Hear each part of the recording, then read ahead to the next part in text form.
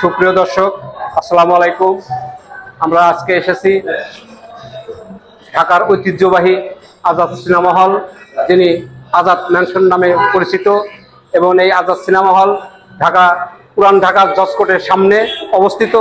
আপনারা ঢাকা এই আজাদ সিনেমার আশেপাশে থাকেন, যারা ঢাকার ভিতরে থাকেন তারা আসবেন এই আজাদ সিনেমা হলে।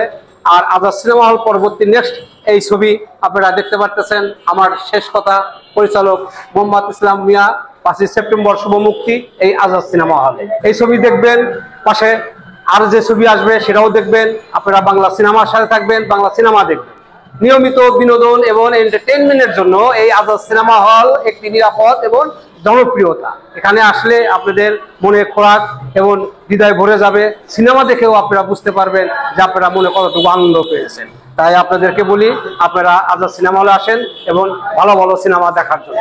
পরবর্তী ছবি দেখার আমন্ত্রণ জানালাম। এই বলে আজকের মতোই বিদায় নিচ্ছি। ভালো থাকবেন, সুস্থ থাকবেন এবং সবসময় বিনোদনের পাশে এবং বাংলা সিনেমার পাশে, বাংলা চলচ্চিত্রের পাশে থাকবেন। বাংলা সিনেমা দেখলে, বাংলা চলচ্চিত্র দেখলে আশেপাশে সবাই বাসে, বাংলা চলচ্চিত্রও বাসে। এই বলে আজকের মতোই আল্লাহ হাফেজ।